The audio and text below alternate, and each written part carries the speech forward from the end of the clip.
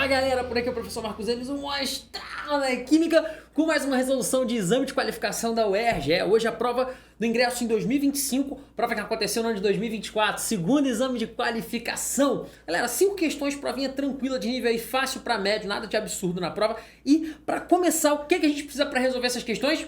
Primeiro tá inscrito, caiu no meu Genjutsu aqui, tá inscrito aqui e é lógico ativar as notificações para você não perder nada do que acontece por aqui no nosso canal. Sempre sai um vídeo ou uma novidade, você ficar por dentro. Então sem mais delongas, 30 segundinhos de intro, vambora. Primeira questão já tá na tela para vocês, vamos nessa. Bora lá, primeira questão é aquela que está associada ao texto base da prova, né? Tem um texto base primeiro, depois vem algumas questões, então a primeira e única questão do texto base de Química é essa questão de número 8. A reação química elementar de decomposição do dióxido de nitrogênio, galera, isso é muito importante. Só dele falar que a reação é elementar, o que isso significa? Ela acontece em apenas uma única etapa. Show de bola! Então se eu tiver que determinar uma expressão da lei de velocidade, vai ser só em função da própria equação. Golaço! Representado a seguir é o exemplo de modelo cinético não linear. Observe no gráfico a variação da velocidade dessa reação em função da concentração de dióxido de nitrogênio. Então tem aqui a concentração de NO2 no eixo X e no eixo Y a velocidade variando em função dessa concentração. Considerando os dados, a constante cinética, ou seja, o K dessa reação em litro por mol vezes segundo, corresponde a esse litro por mol vezes segundo, galera, isso aqui é a mesma coisa que a gente pegar aqui, ó, litro por mol vezes segundo, isso aqui é litro por mol, é o inverso de mol por litro. Então é inverso de molaridade, então a molaridade é menos 1, mol por litro é menos 1, vezes segundo a menos 1, tá? 1 sobre segundo também, então mol por litro é menos 1, segundo a menos 1, tanto faz, beleza? Bom, a primeira coisa que a gente faz é a expressão da lei de velocidade. Se eu sei que essa reação é elementar, ela depende apenas dessa única etapa. Então, a expressão da lei de velocidade vai ser dada pela constante cinética dessa reação, que é o que a gente quer achar, que é o K, vezes a concentração dos reagentes elevados aos seus respectivos coeficientes. Aqui no caso é só o 2. Então vai ficar V, que é a lei de velocidade dessa reação, vai ser a constante cinética para ela, vezes a concentração do NO2 ao quadrado. Show! Como a gente quer achar a constante cinética, eu já vou lançar isso aqui, ó. Portanto, o K vai ser igual ao quê, pessoal? O NO2 ao quadrado vai passar para lá dividindo, né? Então a gente vai ficar com K é igual a V sobre a concentração de NO2 elevada ao quadrado, beleza? Ah, monstro, mas eu tenho vários pontos no gráfico. Cara, olha só, você interpretar esse gráfico legal, só tem um ponto aí onde você pode trabalhar com uma certa tranquilidade, que é qual? Pô, o único ponto que eu tenho certeza de quais são os valores, vou dar um destacão em roxo nele, é esse ponto aqui, ó, onde você tem a concentração de NO2 0,2 e aqui 0,02. Ah, vamos pegar esse ponto aqui. Pô, eu sei que a velocidade é 0,06, mas a concentração, pô, tá entre 0,3 e 0,4. Pode ser 0,34 aqui, enfim, tá ruim de ver. O único ponto bacana mesmo de ver é esse ponto aqui. Então, para esse ponto, eu tenho certeza que, ó, já puxa um setão aqui, ó, a concentração de NO2 vale quanto? Tá aqui, ó, 0,2 mol por litro. E a velocidade da reação é 0,02 quanto? Mol por litro vezes segundo. Então, molar por segundo, mol por litro por segundo, certo? O segundo está embaixo. Beleza, então a gente já tem aqui essas grandezas. Vou copiar aqui, só dar um código lá embaixo. Depois eu não vou nem, ó, só para copiar os valores. Então, para achar K, eu vou ter que detonar essa expressão aqui, ó. K é igual a V sobre a concentração de NO ao quadrado. Então aqui, ó, substituindo esses valores nessa expressão, a gente vai ter o seguinte, que o K é igual a quanto? É igual a concentração ali dividindo o V. A velocidade vai dar 2 vezes 10. Como assim, mostrão? Ué, 0,02, quantos zeros tem aqui? 2 zeros. Então já botei isso aqui, ó, em potência de 10. 0,02, isso aqui, 2 vezes 10 a menos 2, ó, 1, 2. Show? Beleza. 2 vezes 10 a menos 2, mol por litro a cada segundo. Vou botar aqui mol por litro vezes segundo a menos 1. Vamos lá, trabalhar com essas potências de 10 e unidades aí de medida à vontade, beleza? Tudo isso dividido pela concentração de NO2, cuidado, hein? É igual a quanto? 0,2 é 2 vezes 10 a menos 1, certo? Mol por litro, só que está todo mundo ao quadrado.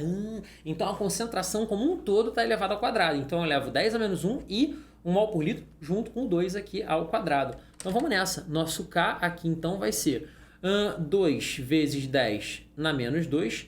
2 ao quadrado, isso aqui vai ser igual a 4. 10 a menos 1 ao quadrado, 10 a menos... coisa linda. Então já vem aqui, ó. Nhau, já passo o cerol no 10 a menos 2. Apressado com esse cerol aí.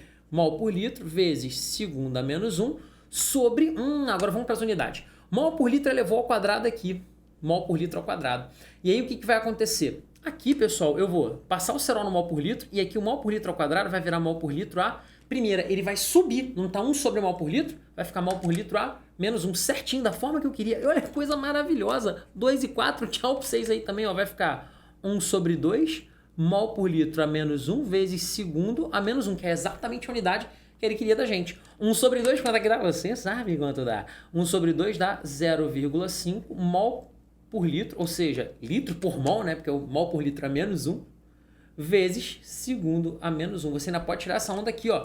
Mol por litro a menos 1 é a mesma coisa que o inverso de mol por litro, ou seja, mol por litro a menos 1 é igual a 1 sobre mol por litro, que é igual a litro por mol. Beleza? É a gente manipulando à vontade as unidades de medida aqui. Tranquilo, pessoal? Então, 0,5, nosso gabarito aí é letra C. Fechando essa primeira questão, questãozinha de texto base, as questõezinhas mais legais da prova em função da presença desse gráfico aí. Bom, sem mais delongas, primeira questão já fechada, bora para a segunda, partiu.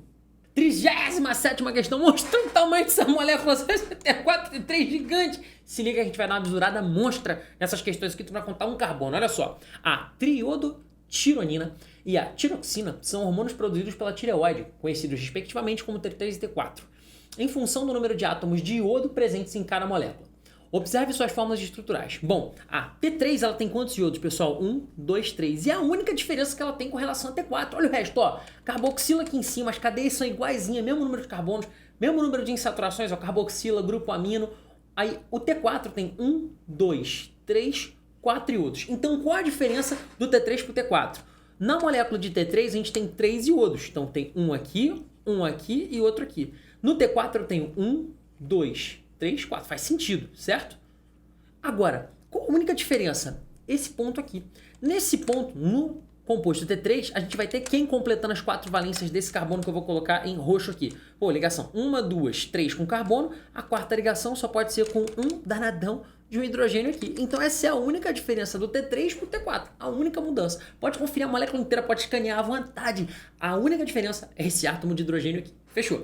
Em relação ao T4, o hormônio T3 apresenta maior número de átomos do seguinte elemento químico. Pessoal, em relação ao T4, o T3 tem mais hidrogênios do que o T4. Tem esse hidrogêniozinho a mais. Você pode contar, vai perder um tempão contando hidrogênio. Mas se você for na sagacidade e olhar, pô, as duas, tem esse espelho aqui, pum, pum, uma igualzinha a outra. Qual é a única diferença? Aqui eu tenho um hidrogênio a mais, aqui no lugar desse hidrogênio eu tenho outro. Acabou, ó, cerol. Gabarito dessa questão, letra A, sem precisar contar nenhum carbono. Fechando aí a 37ª, que é a segunda questão dessa nossa resolução. Bora para a terceira. Terceira questão, questão de número 40. Vamos lá. O mineral apatita, utilizado como matéria-prima na produção de fertilizantes, contém diferentes sais de cálcio, entre eles o Ca3PO42. Não vou falar o nome de sal. Nesse sal, o ânion presente é denominado hipofosfato, hipofosfito, fosfito ou zeragavosfato. Nada tendencioso. Pessoal, o lance é o seguinte. Vamos, sem decoreba aqui, vamos tentar entender como é que eu nomeio esse sal como fosfato. Ah, meu ponto, esse íon como fosfato. Pronto, falei. Como é que eu vou dar o nome de fosfato? Como é que eu chego... Ah, decoro? Não, tem uma dinâmica. Primeiro, eu vou determinar qual é a carga desse íon. E o bizu é o seguinte, eu pego o índice do cátion e jogo lá para cima como carga negativa do ânion. Então, o PO4 vale menos 3. Pego o índice do ânion, jogo lá para cima no cálcio, mais 2. Então, PO4 menos 3. Beleza? Então, o íon é esse cara aqui, ó. PO4, 3-, certo? Então, tudo isso aqui tem carga 3-. Show! Para voltar no ácido de origem, eu só completo, só basta que eu complete esse íon aqui com os 3 hidrogênios para matar essa carga negativa, para completar essa carga. Vou voltar no ácido de origem, por quê?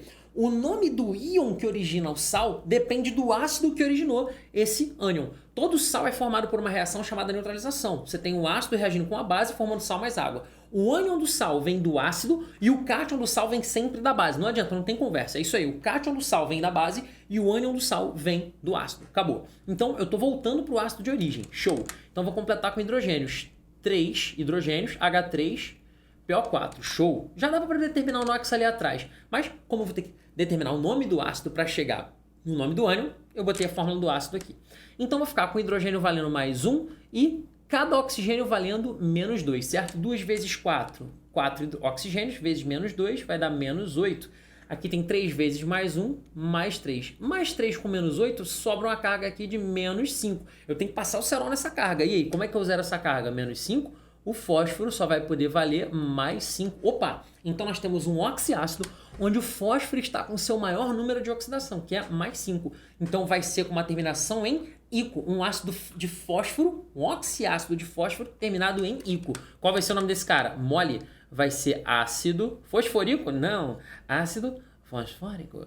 Beleza. Ah, mas não tem resposta. Claro, não cheguei no nome do íon ainda, caramba. Então, ácido fosfórico. Tá aí o nome dele. Só que, lá para a nomenclatura de funções inorgânicas, a gente vê. Agora eu vou determinar o nome do íon, certo? Se eu tenho o ácido de origem como ácido fosfórico, para determinar o nome do ânion, eu pego esse ico aqui e transformo ele em ato. Lembra? Hídrico vira eto, oso vira ito e ico vira ato. Por exemplo, ácido sulfúrico, sulfato. Ácido fosfórico, fosfato. Ácido nítrico, nitrato. Ácido clorídrico, opa, peraí, hídrico vira eto. Ácido clorídrico, cloreto. Ácido cianídrico, cianeto. Então, o ico vira ato quando vai para o nome do ânion. Então, se vira ato, se eu tenho a terminação aqui, o sufixo ato, nós teremos o íon fosfato. Fosfórico vira fosfato. Ico virou ato, então o nome do nosso ânion aqui em questão é fosfato. Voltando lá no ânion, sem decoreba, voltando lá no ácido de origem e determinando aqui o nome do ânion do sal. Então o ânion vai ser fosfato. O nome do sal será fosfato de cálcio, tranquilo? Gabarito aí, letra D, fechando a questão de número 40 e a gente já vai para a próxima. Vamos nessa? Partiu, bora! Questão de número 41, bacaníssima, falando aí sobre Oppenheimer, filmaço, para quem curte enredo, trilha sonora, quem curte um filme aí bem desenvolvido, um roteiro bem escrito, recomendo, filmaço! Bom, as duas bombas lançadas em 1945 apresentavam como material físsil os átomos de urânio 235 e plutônio 239. Esse númerozinho que vem logo depois é o número de massa, tranquilo? Show! Na tabela com 118 elementos a 235 número de próton, não faz sentido, né? Então só pode ser o número de massa. Show! Comparando os núcleos desses dois átomos, a maior quantidade de nêutrons observada corresponde a... Bom, então tem que saber o número de nêutrons de cada um. Aí mostrando como é que você colocou 92 de barra do urânio, já colocou 94 no plutônio. Ah, joguei gafanhoto. Pum, já coloquei elazinha aqui, ó, a tabela periódica. A prova da UERJ te dá a tabela periódica, bonitinha. Então, cadê o urânio? Urânio tá aqui, ó. Cadê? Aqui. Urânio tá aqui, ó. Número atômico 92 e número de massa... Ah, mas na tabela tá 238. Aqui na questão... Tá 235, é porque é um outro isótopo. Mas o que me importa é o número de prótons, que é 92, o número atômico. Show! Que é a identidade do elemento. E o plutônio tá aqui, ó. Ah, 244. 244 que é um outro isótopo. Então tá aqui, ó. 94. Aí, 94 e 92. Show de bola. Então já tem o número atômico de cada um. Então, como é que eu vou descobrir o número de nêutrons? Galera, o número de nêutrons é muito simples. A massa do átomo, ela se conserva onde? No núcleo. Então o número de massa é o número de prótons mais o número de nêutrons que você tem naquele núcleo daquele átomo. Portanto, se eu quero achar o número de nêutrons, isso vai ser o número de massa menos o número de prótons. E o número de prótons está ligado que é a identidade do elemento químico, ou seja, é o número atômico. Então é só fazer a massa menos o número atômico. Mole demais. Então aqui o número de nêutrons vai ser 235 menos 92, que vai dar 143, certo? Então o número de nêutrons aqui é igual a 143, show? E ali, como eu tenho 2 prótons a mais e 4 a mais, vai dar 2 nêutrons a mais. Isso aí, vai dar 2 nêutrons a mais. Vai dar 145, por quê? Porque o número de nêutrons vai ser massa 239 menos o número de prótons, que é 94. Então o número de nêutrons vai ser 239 menos 94 vai dar 145. Opa! Então o maior número de nêutrons é do plutônio. Não pergunta de quem é, né? Ele pergunta só qual é, quanto vale. Então o maior número de nêutrons é 145. 145. Nosso gabarito aí é Charlie, letra C. Fechando aí a nossa 41ª. E agora a gente vai para 44, que é a última questão de química dessa prova. Vamos nessa? Partiu! Bora! Bora lá, galera. 44ª questão. Equilíbrio químico, princípio de Le Chatelier. Vamos lá. O CO2 produzido na respiração atua no equilíbrio do pH do sangue, conforme a equação. Em um estudo foi analisada a alteração que 4 fármacos podem produzir sobre esse equilíbrio. Observe a tabela. O que acontece? Quando a gente vai do fármaco W para o Z, o pH vai aumentando, ou seja, pH 3 Fármaco W é o mais ácido, e aí fármaco Z, o pH vai aumentando, vai ficando menos ácido, né? Passou do 7 aqui, o meio já é básico. Então, o Z seria o extremo, seria o menos ácido, logo o mais básico, mais alcalino. A concentração de íons bicarbonato no equilíbrio é aumentada quando o seguinte fármaco entra em contato com o sangue. Galera, olha só, eu quero aumentada a concentração de íons bicarbonato, a concentração de HCO3- é aumentada. Então, se eu quero aumentar a concentração de bicarbonato, eu tenho que favorecer o equilíbrio no sentido 1 ou no sentido 2. Se eu quero aumentar a concentração de um produto, que é o bicarbonato, no caso, bicarbonato em fase aquosa, eu tenho que favorecer o equilíbrio no sentido 1, ou seja, eu desejo deslocar esse equilíbrio para o sentido direto. Para que eu desloque esse equilíbrio no sentido direto, a única forma, já que a gente está trabalhando com pH, é alterar a concentração de H+. Então, se a gente reduz a concentração de íons H+, ou seja, se eu adiciono alguém mais alcalino, eu tenho a redução da concentração de H+, logo se diminuir a concentração de H+, a gente favorece esse equilíbrio é deslocado momentaneamente no sentido direto, que é o sentido de formação de bicarbonato. E aí, quem vai fazer essa redução na concentração de H+? Bom, com certeza o fármaco Z, porque o fármaco Z é o menos ácido, é o mais básico. Então, com certeza, se aqui o pH é 9, eu vou ter mais íons hidroxilo do que nos outros meios, logo a hidroxila vai consumir o íon H+, consumo de H+, diminui a concentração de H+, favorece o equilíbrio no sentido direto, no sentido 1.